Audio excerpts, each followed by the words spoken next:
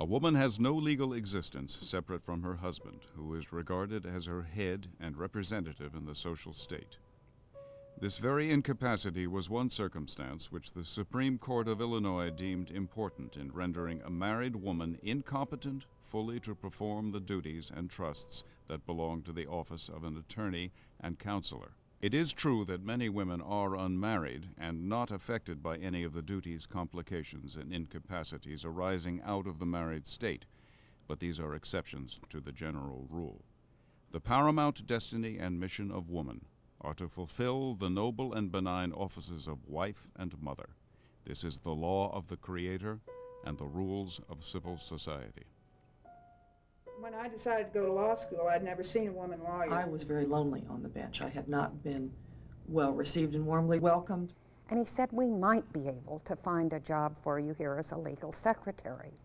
But that wasn't what I wanted. I grew up in a time when I didn't know any lawyers, didn't have any mentors or role models in my life. The dream of becoming a lawyer was something that was distant and remote. I didn't have any female colleagues. I guess I knew about 4 women who were judges. How do you handle some attorney who comes in and calls you dearie? How do you deal with the fact that you're ignored by your male colleagues? I think it's a very powerful symbol to walk into a courtroom and see a woman as a judge.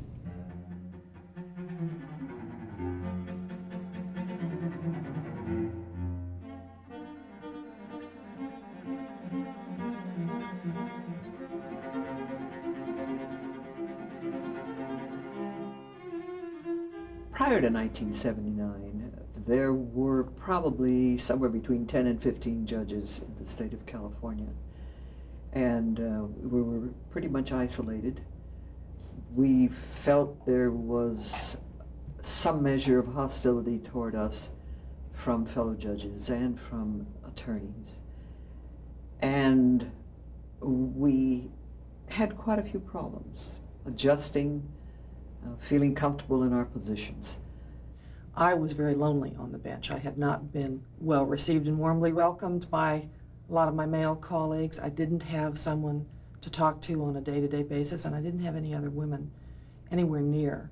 I had heard that Joan Dempsey Klein and some other judges in California had made this tremendous effort to establish an organization for women judges.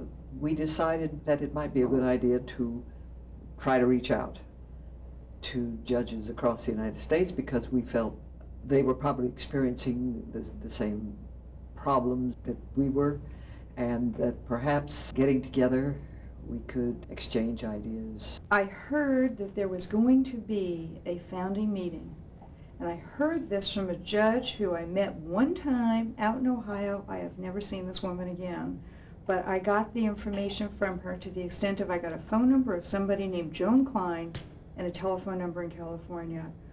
We identified enough to send out invitations to come join us. And we did, and we had a little over 100 of us show up at the Westwood Marquis Hotel. The previous question has been moved. Is there a second?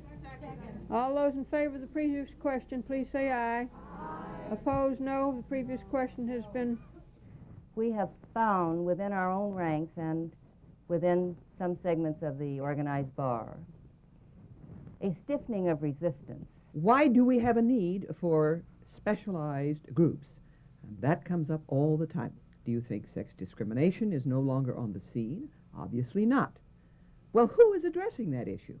And if we don't speak to those issues that are very close to our hearts, nobody else will. I am delighted at this time to present Governor Jerry Brown. Thank you very much. The society is still bound by some stereotypes. Those stereotypes are collapsing. This organization, in my judgment, is very timely. It's a part of the future. We're on the verge of new leadership emerging in all these different institutions. Is there anyone here who needs a robe for our picture? Please raise your hands. 1, 2, 3, 4, 5, 6, 7, 8, 9, 10.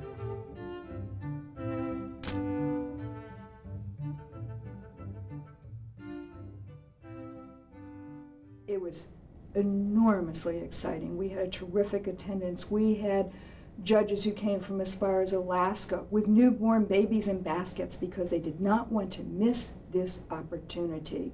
We had other judges, such as Maddie Bell Davis, who had been on the bench before most of us had probably been born, bless her. And we had the full gamut of judges from all over the country. For me, it was a particular pleasure because it provided the kinds of role models that I had been lacking in my own professional life. It was just wonderful to see all of the sizes and shapes that judges can come in. It was like a love fest right off the bat, because we were all so happy to see one another, and a lot of these women were either sitting in a state where they were the only women judge, or they were sitting in a court in a state that maybe had a few women judges, where they were the only women judges in the entire court. So it was nice to look to your left and to your right and see another woman judge for a change. It took off so readily that you could say it was an idea whose time had come. It just grew immediately. And now we have over half of all women sitting on the bench in the United States of America who are members of the organization, including the 2 Supreme Court justices.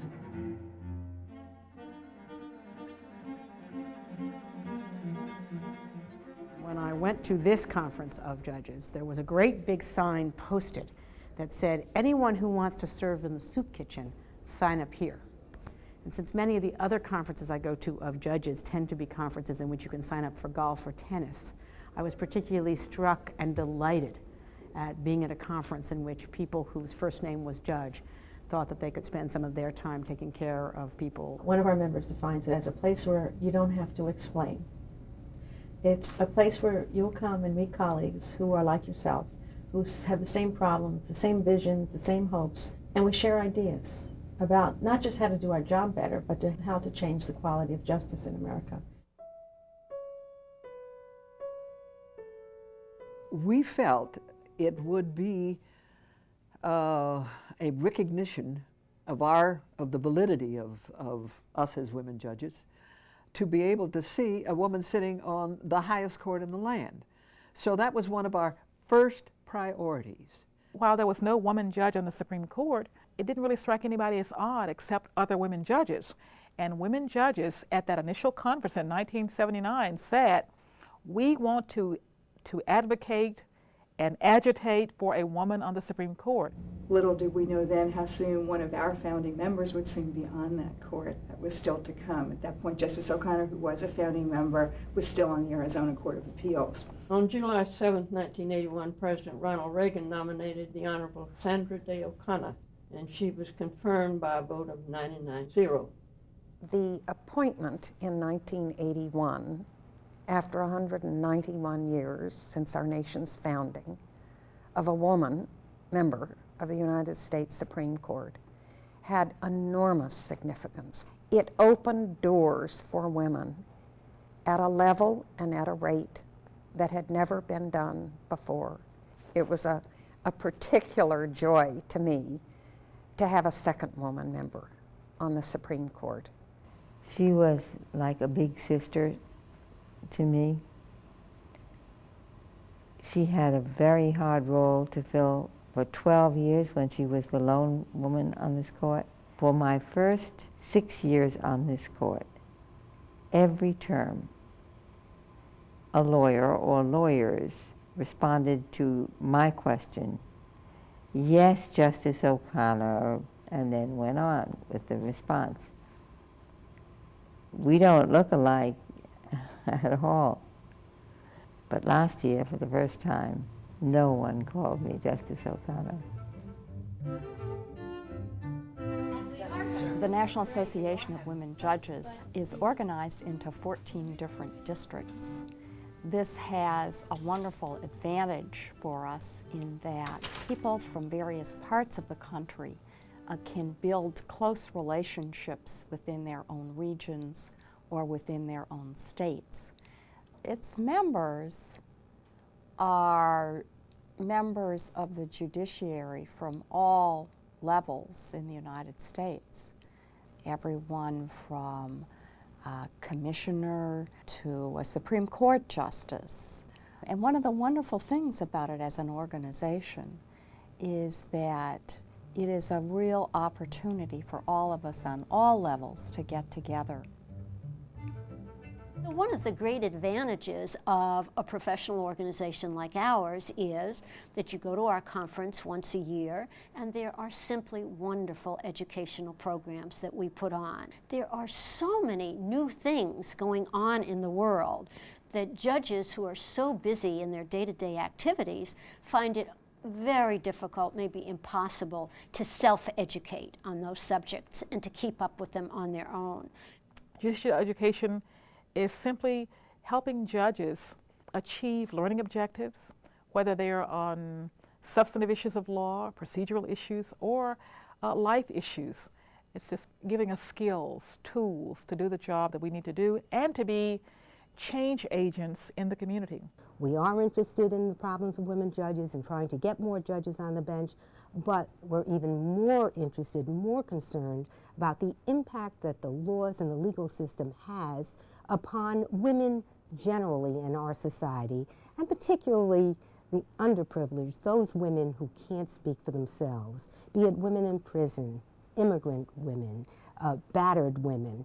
We feel that we must focus on those problems, bring them to the attention of the profession as a whole, because if we don't, who will?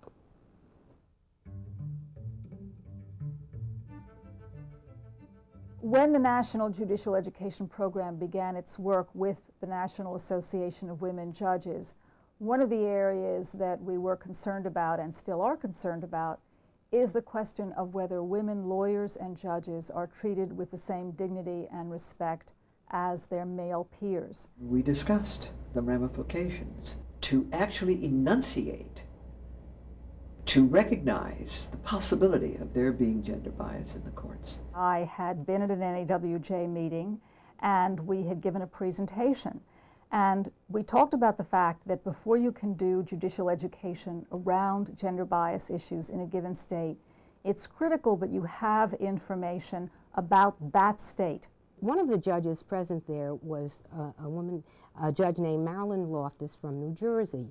She went back to New Jersey and asked the then court administrator to allow her to assemble a committee that would help her to gather data about New Jersey in order to put on a judicial education program there. What is gender bias? It exhibits itself when a lawyer says to you, "Good morning, sir." "Oh, I mean, Your Honor." And it exhibits itself when we say, "Where is the doctor? Why isn't he here?" My co-counsel told me that as far as he was concerned, women who had children had no business working and should stay home and raise the kids. I had one person with whom I was sitting, he refused to call me judge. He'd call me Mrs. They thought I was the court reporter or the secretary, and I've been asked to get coffee and things like that. And it's either being invisible or being mistaken for someone else. The hiring partner at a major law firm in California said, "Well, Miss Day, how do you type?" And I said, "Oh, not too well, just average, I think." And he said, "We might be able to find a job for you here as a legal secretary."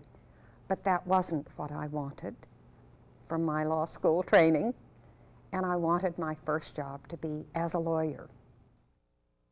When we presented our findings at the New Jersey Judicial College in 1983, not only did the New Jersey Office of Court Administration allow press to be there, but the next day we were on the front page of the New York Times. And after that, this became the thing to do. Every state wanted to have a task force on gender bias in the courts. So today we have 45 states and 6 or 7 federal circuits which have conducted these inquiries, these formal inquiries into gender bias in their own jurisdictions. What we recognized is that if you have more than 50% of the population, that is women, who are affected by bias, then our system cannot accord justice.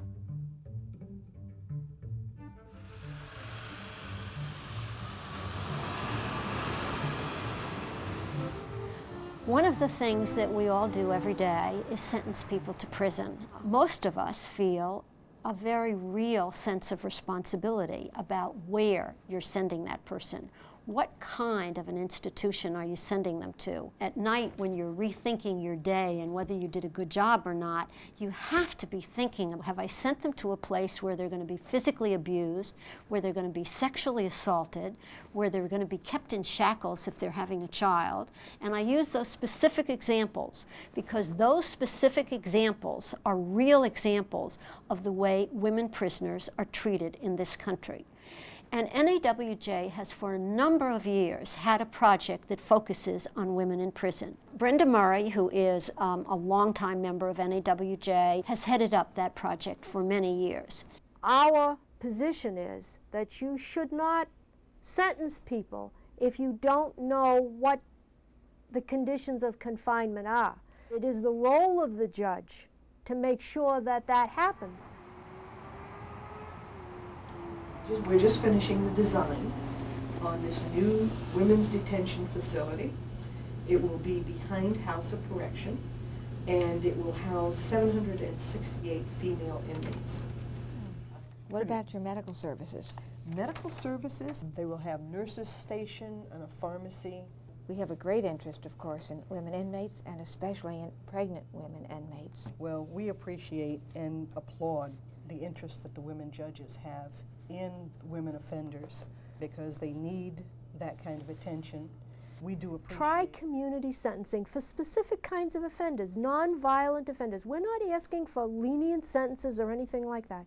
We're saying when these people are incarcerated, whether it's a male or a female, that has had a good relationship with their children, they should be in a position where they can continue that relationship. It's good for the children and it's certainly good for the incarcerated individual. For some reason, policymakers seem to think that because a woman is incarcerated, she automatically is a bad parent, and that's not true. I mean, it just is not true.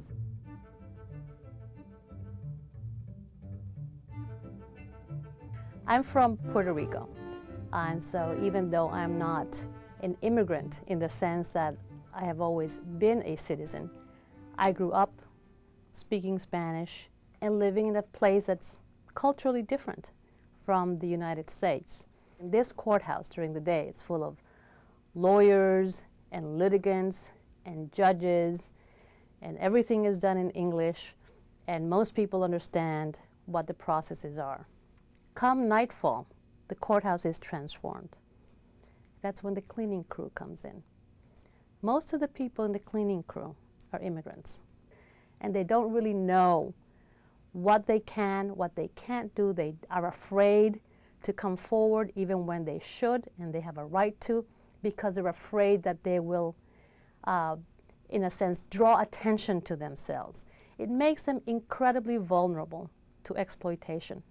The judicial system and judges and courthouses, which are supposed to be a place where fairness prevails, should not be part of that. When I first came to the court, what I started to do was to see how we could make what happens in the courthouse understandable to the immigrant community. So that's the purpose of the Judicial Education Project. It's to talk to judges about the language, cultural, and substantive legal issues that affect regular, everyday criminal and civil proceedings.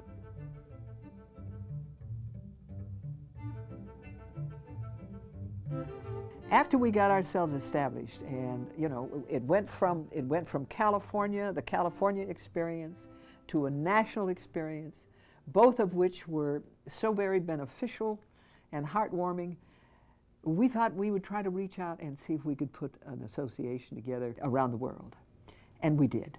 One of our members, Arlene Pact, was really the founding mother of the International Association of Women Judges. She began writing letters, and we invited them to an annual meeting in Washington. We had approximately 50 women judges here from 42 countries. Every conference is great, but this conference was really terrific because the women from abroad added a joie de vivre. from Bangladesh and Ghana and Kenya and Nairobi and India and so many different nations where I couldn't even dream that there were women who were judges. And at once they all stood up, and there was silence in the room, and then everyone started to applaud. We learned about judges in Israel. We heard from judges in Russia, judges in the Philippines. I had to sit down with judges from all over the United States of America, with practitioners, with the academe, with the media, and I found it very enriching to share their views. We found out that we had all the same problems around the world, that we have discrimination against women in the bench, and that in all our countries there were similar problems with women, domestic violence, and women without power. When the women judges from around the world meet together, I think we really don't see a great deal of difference among ourselves. The difference lies in when they go home, because the women in their country, in many, many countries, the lot of women is one of being a terribly oppressed minority. We believe that women judges can act as a catalyst to transform the law so that it is truly equitable, so that women have a real place in their communities.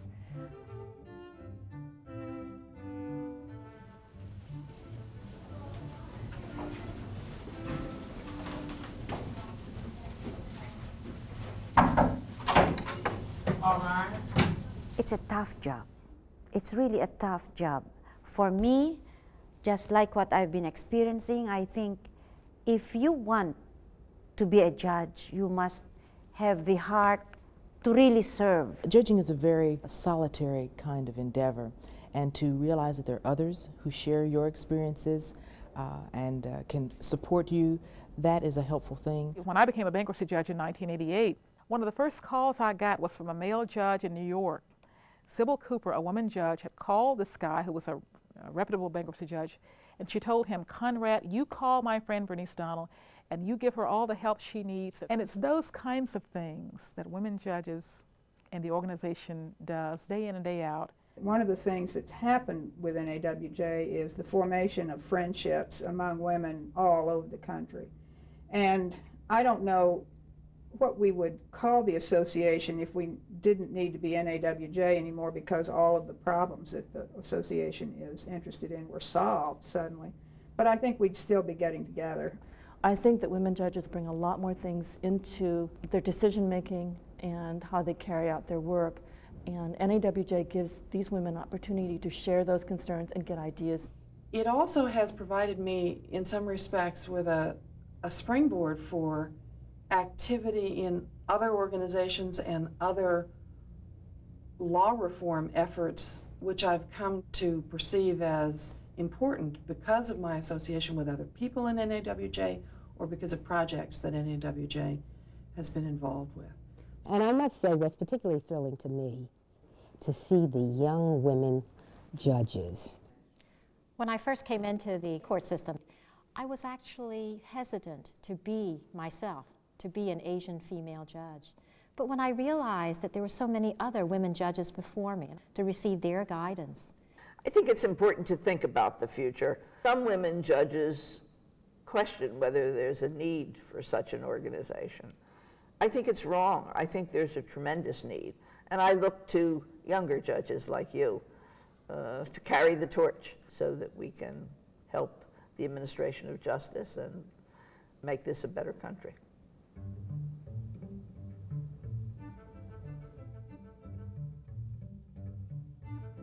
If you're a judge who believes that you have a responsibility to the administration of justice beyond just sitting on the bench every day, if you have come into a courtroom and questioned the way things have been done for 100 years and asked why, if you want to challenge, if you're not afraid to ask those questions, and you're not afraid to begin to create court reform where it is absolutely necessary, this is an organization for you. The public needs not only to have justice, but they need to perceive that they're going to be able to get justice. Unless people believe that there is some diversity, that there's somebody in the system somewhere who can relate to them, from a life experience base, from a race base, from a gender base, they are not going to have the kind of confidence in the quality of justice that is going to be administered. Ideally, some of the purposes of our organization would ultimately no longer be necessary. Ideally, in the court systems of the United States, fairness would be ensured. Everyone would be treated equally, whether poor or rich. Access to the courts would be available for everyone. But realistically, we know that's not going to be the way it will be. The courts must continue to struggle to make sure that parts of the population which are powerless receive adequate attention and receive a fair shake in the courts. And so long as that challenge exists, the National Association of Women Judges has a purpose.